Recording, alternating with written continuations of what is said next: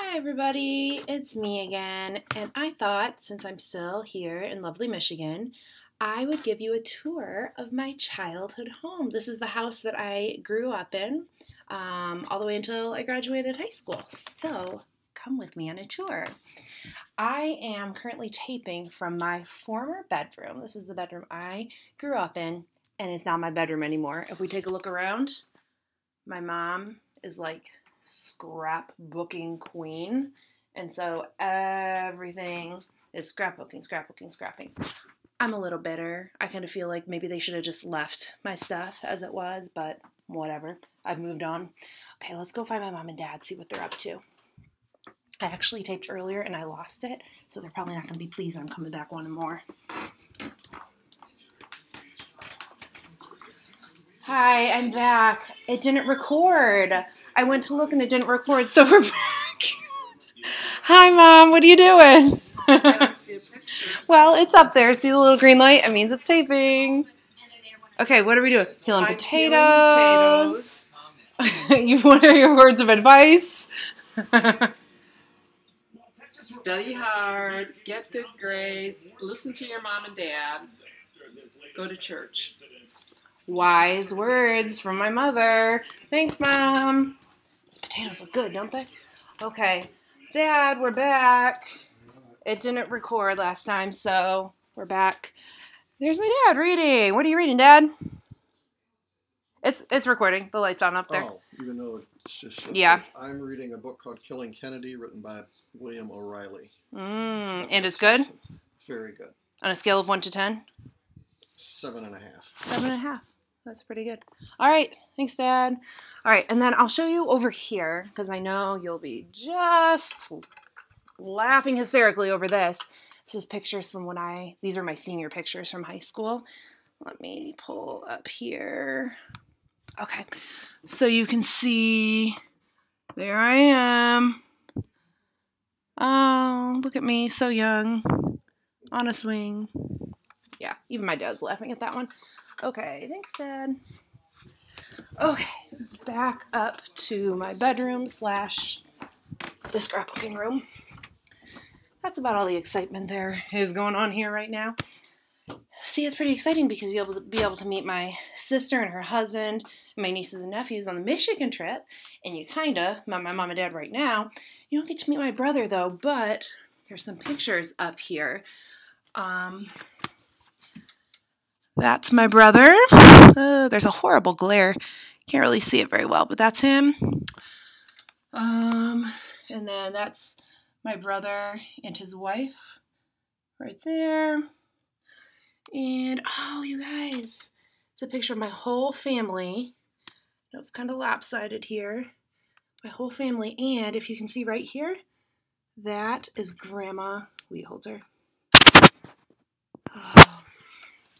So, I think I got it all recorded. I tried to do that one other time, and I got back, sat down right here, and it didn't record. Oh my gosh. But it looks like I got that. So, thanks for going on the little tour with me. That was kind of fun. Now to look back where we left off yesterday. Yes. Gosh, this was kind of hard. This is where Gardo, if you recall, had to give the news to Gabriel that Jose Angelico, his grandson, had been killed, had been murdered. And he didn't take it well.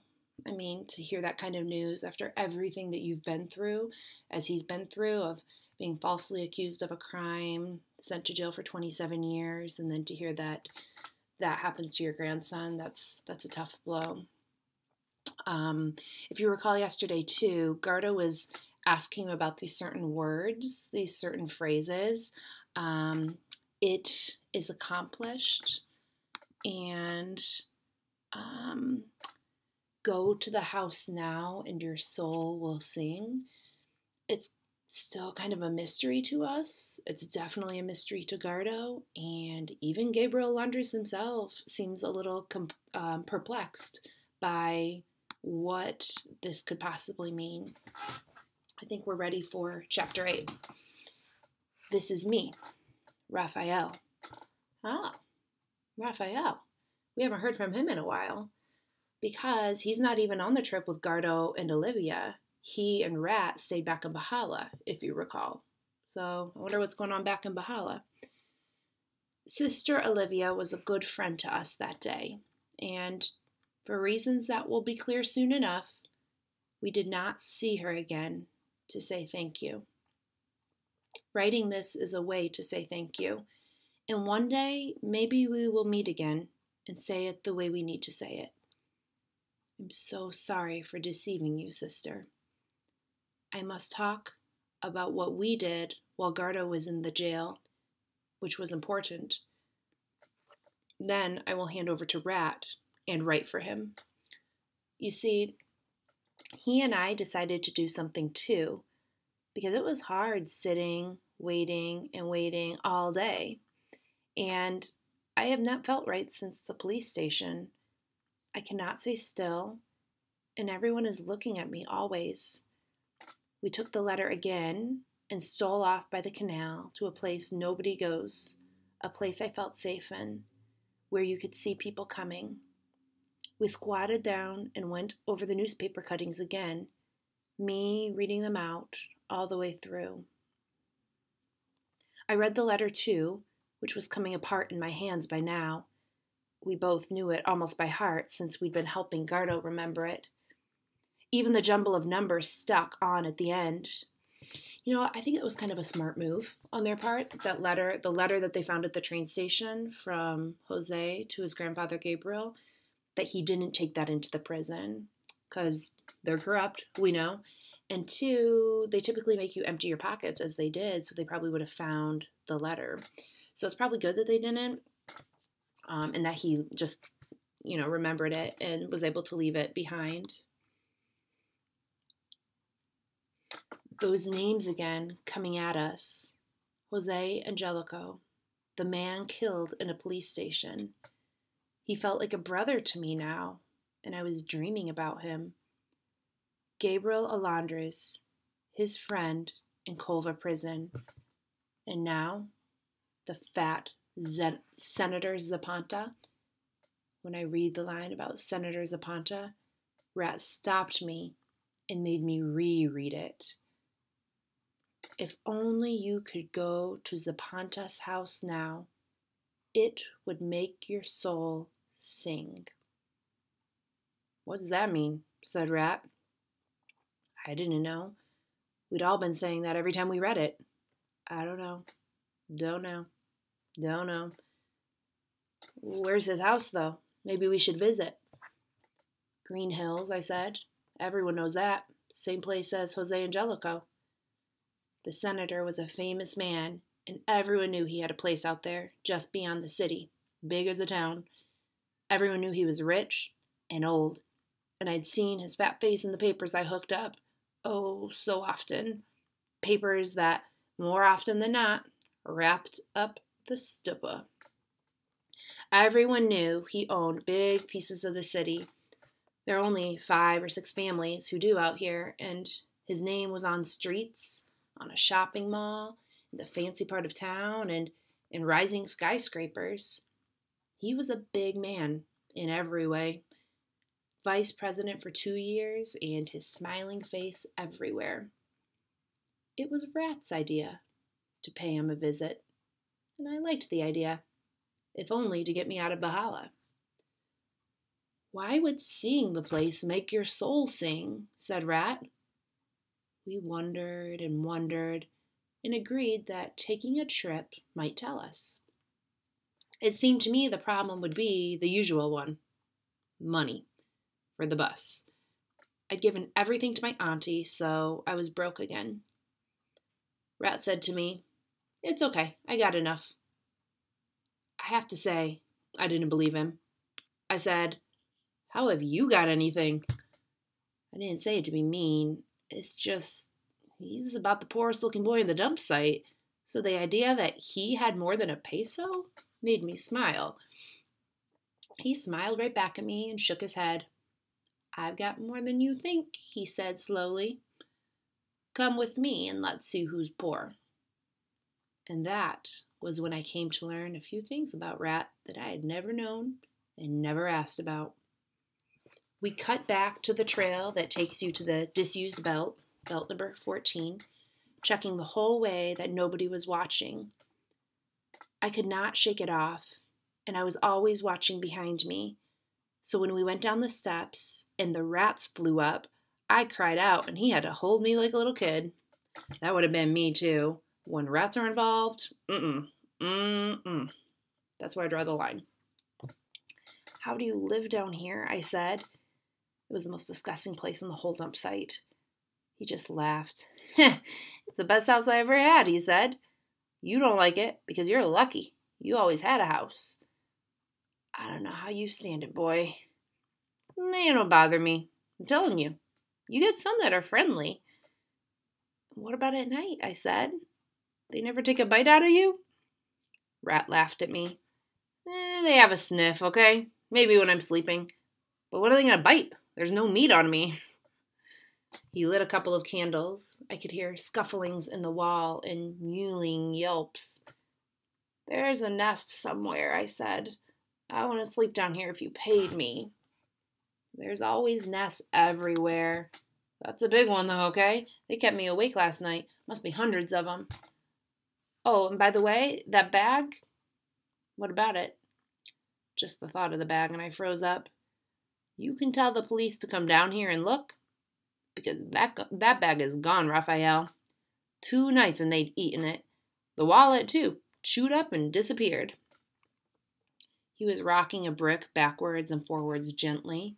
Then he turned and looked at me, suddenly serious. By the way, he said, I better trust you. I just better trust you, and you better be good to trust. I know you're going to tell Gardo, but you tell nobody else. Tell what? I said. I had no idea what he was saying. I'm just thinking. Here you are. Here's me, showing you all my secrets.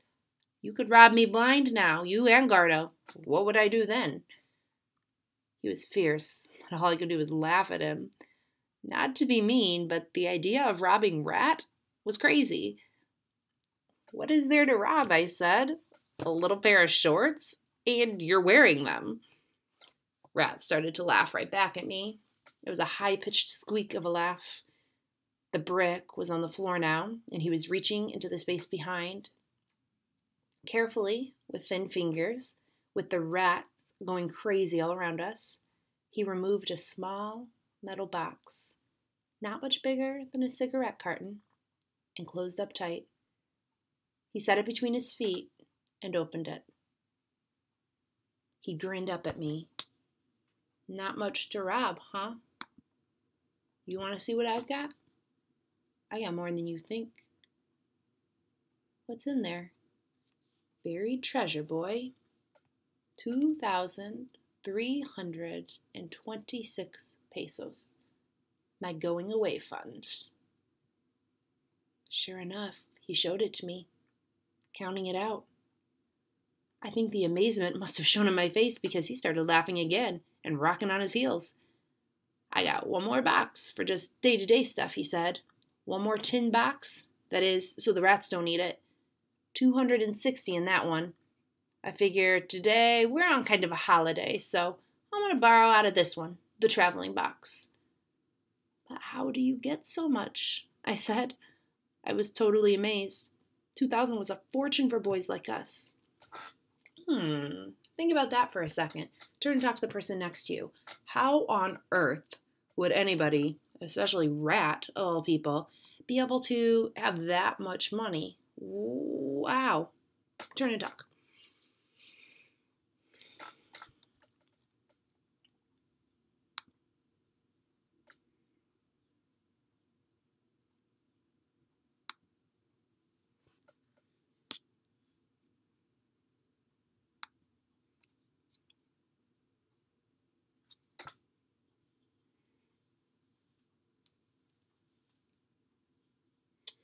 Okay, eyes back up here. This should be interesting. I'm interested in hearing this explanation. How did you get so much? I get it slow, and I keep it. Everyone gives me a little, and the little piles up. I don't eat much, or I get given food. Sister Olivia, for instance, she gave me 50 just yesterday, and then I went back for a sandwich. And what are you saving for? Rat put his head down and seemed to be thinking hard. Then he crept to the steps and took a long look up at them, like he really thought there might be someone listening. He came back and squatted, put a banknote in his pocket, and closed the lid of the box. Then he put his hands up on my shoulders and looked right in my eyes. You and me are friends now, right? I nodded. Real friends, he said. Of course, I said. Okay, I'm going to tell you something I never told any other boy. I told Olivia and made her promise to tell no one, just because I was so tired of never telling. He dropped his voice to a whisper. A rat ran over his foot in the darkness, right between us, and I had to force myself to keep still. Not from around here, he said. You know that, don't you? Like most of you are Bahala boys, but I come from the south. I was at Central Station for nearly a year, and I heard about the mission school, so this is where I came. I nodded again, and he was quiet. Like the secret inside was so big, he couldn't say it. I want to go home, Raphael, he said. He was so quiet I could hardly hear. I came off the islands when I had to, but I want to go back. Where's your home? San Paulo. That's where I was born. Go home then, I said. You can go home with 2,000, can't you? The ferries cost, I don't know. He snorted, and I shut up. I can go home on the ferry, sure. Go tomorrow if I want. And then what? When I get there? Costs 1,000 just for the ticket. What happens then? You think people in Sao Paulo live on sand? That's why everybody comes here, man. That's why I came here. That's why I got sent here.